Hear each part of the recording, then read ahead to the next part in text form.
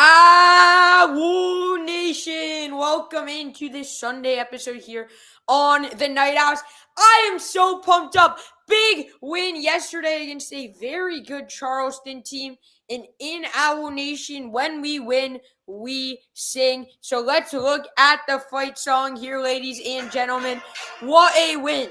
What an absolute W. I am feeling so good here in paradise in Boca Raton after advancing to 2-0. Man, I'm feeling confident. Sebastian, after last night, how much confidence does this give you heading into the Liberty game tonight? Liberty ranks as the number one ranked mid-major team in the country.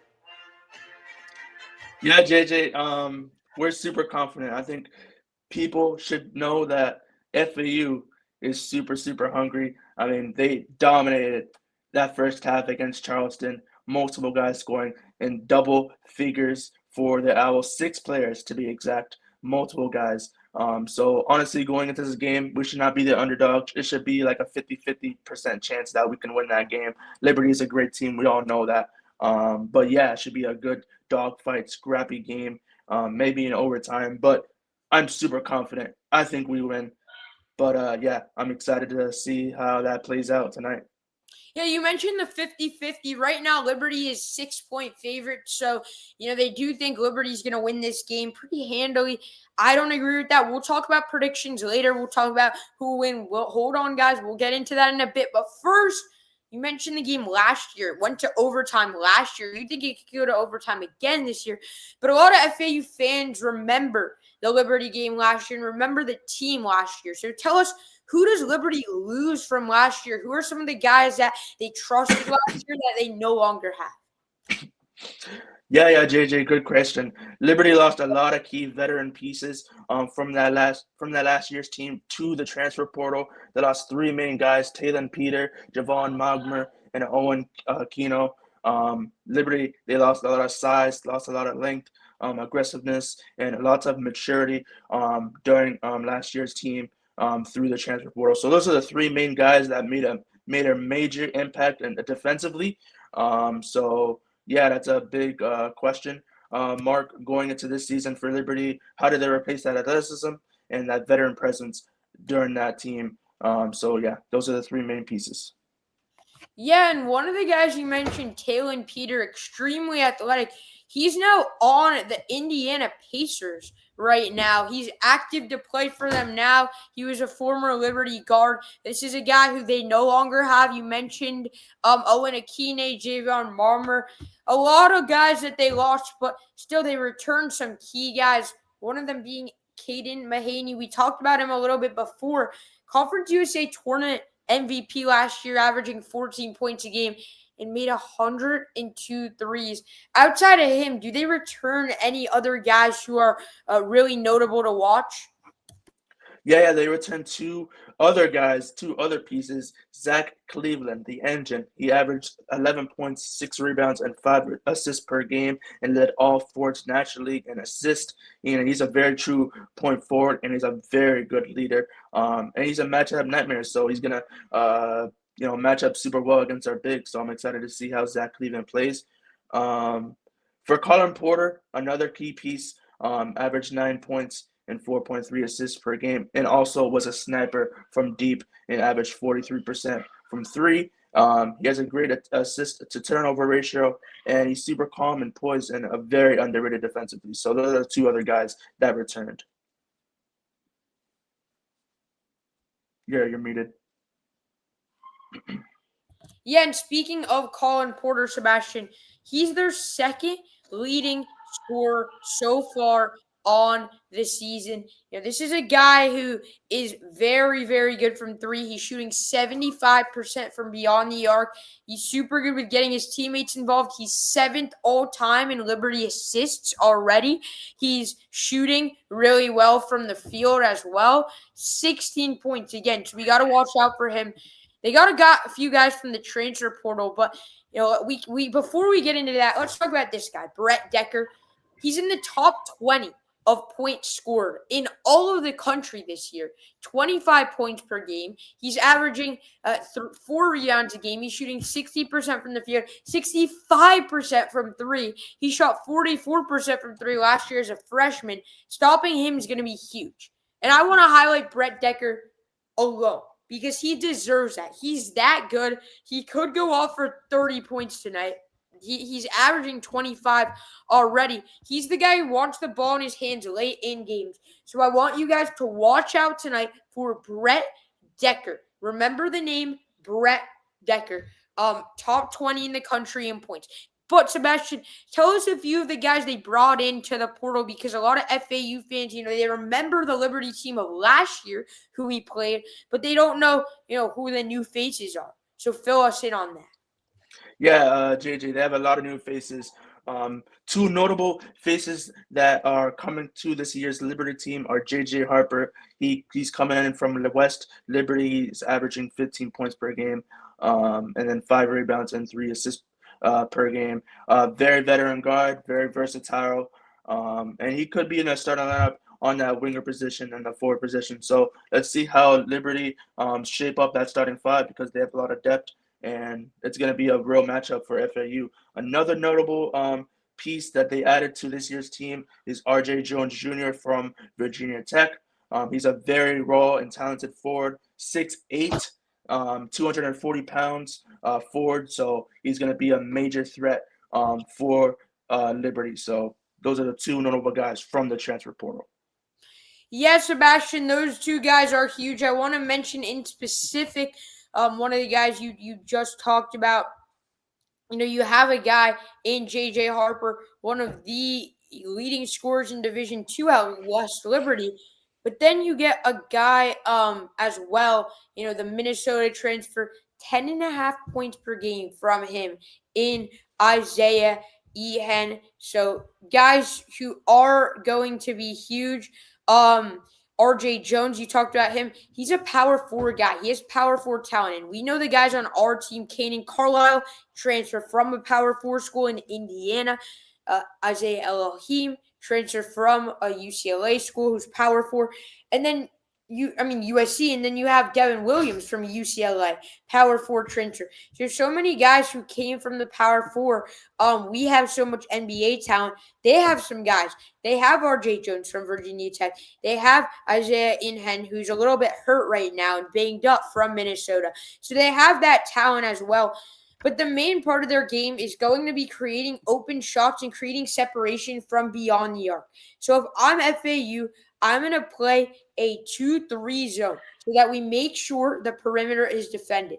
It's very different from last night's matchup because we were calling for Coach Jacobs to play the opposite, a 2-3 zone where we have 3 guys defending the paint because they have the 2 7-footers Charleston did and Christian Reeves, who we stopped all night, and Shoal Mahat. Both those guys are 7 foot. Despite that, we outscored them in the paint by 14 points, showing our front court ability, our consistency down low, and our paint anchoring presence with Xander Pintalone and Devin Williams. And don't forget, Devin Williams can shoot the 3 as well. He can do everything. I was so impressed with Devin Williams. He's a better version and upgrade of Bob Miller and maybe even Giancarlo Rosado a couple years ago. But I fully think that, we need to defend the perimeter. What are your thoughts on maybe playing a 2-3 zone, Sebastian? Yeah, honestly, that's perfect. Obviously, like you said, last against Charleston, we played a 3-2-1. We played a 2-3. 2-3. Okay, yeah, 2-3. 3 guys in the back in the paint because we thought that's what we needed to do against Charleston, the 2 bigs, but that wasn't really the case. But yeah, honestly, the zone coverage for today is going to be a little bit different. Obviously, they have guys that can shoot the perimeter. They're so good from the 3, so that's honestly the main point for this game. We got to guard the perimeter. Obviously, the paint, guarding the paint, I don't think is going to be that much of a trouble for that. For this game today. Obviously, you said Devin Williams, so freaking impactful against Charleston. I think he's going to make that same impact. I don't think they're going to score that much points in the paint. Pintalone, also very good defensively. So I think um, the main thing is the guard perimeter. So honestly, the the defensive scheme is going to change a little bit for John Jacobs' FAU. Yeah, I agree with you there, Sebastian. I also want to mention, you said we don't have to defend the paint. I totally agree with you. Richie McKay teams, they're not big. Their tallest guy who gets meaningful playing time is probably Xander Yates, who's 6'8". I've been looking, I can't find anyone bigger. We have the matchup down low in the paint. I personally think we feed Xander Pintalone all day. We have him stand at either the right or left block. We know he likes the right block. Catch a lob, take a dribble, use his body and size to get inside. Either create that contact to get to the charity stripe or finish it himself because we have this size advantage. And I think that's the game plan. But tell us some of the X factors and some of the storylines there that we should be watching for prior to the game. Yeah, JJ, there's four main storylines for this game. The number one storyline, one of the main points for Liberty is the health of Isaiah Aheen. Obviously, one of the main guys could be the starter, probably will be the starter for this team. One of the main guards in the backcourt, one of the great guys in the backcourt. So he's going to make it a mini impact. But could he stay on the floor? Obviously, he was dealing with a couple injuries from the past. One of the most dynamic forwards slash guards for Liberty. So Isaiah Heen, one of the main guys. Could he stay healthy? I don't know. Let's see. The number two storyline for Liberty is my X factor for today's games. Like you said, Brett Decker, so good from three, 44% from three as a freshman. You said he was going to score 30 points per game. I think I agree with that, even though I don't want to admit that. Brett Decker is going to be the main X factor, and obviously, one of the main storylines going into this game. Can FAU guard the perimeter? Can Johan Sissoko guard him? Can Kenan Carlisle guard him? I don't know. It's going to be very difficult. He is the next breakout star for Liberty. The number three storyline is the impact of J.J. Harper. Obviously, like I said, coming in from the transfer portal. How does he adjust from D2 to D1? Obviously, it's a big jump. That's a big progression for his career. That's very impressive. So jumping from D2 to D1, that's going to be a very quick transition. How does he adapt? Let's see. Number four storyline: the chemistry with the new front court. Can they defend the rebound and as the same level from last year? I don't know. Let's see. The front court, obviously, very small size. Obviously, McKay doesn't really have that much size in his in the bigs.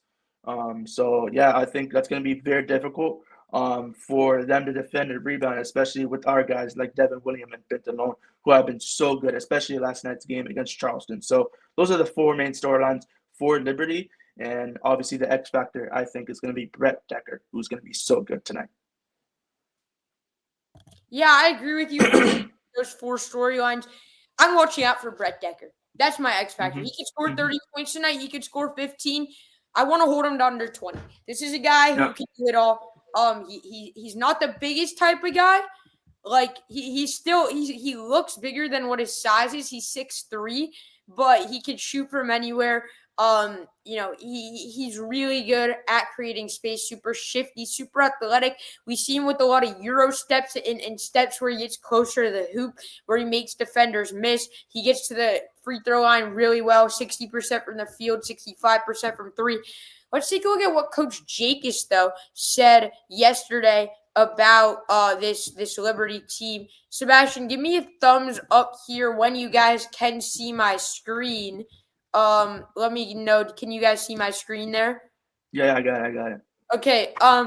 Let me know if the audio is good. This is what Coach Jacobs. This is from our very own Dylan Lewis, who was credentialed last night in Liberty. Let's take a look at what he had to say for tomorrow night.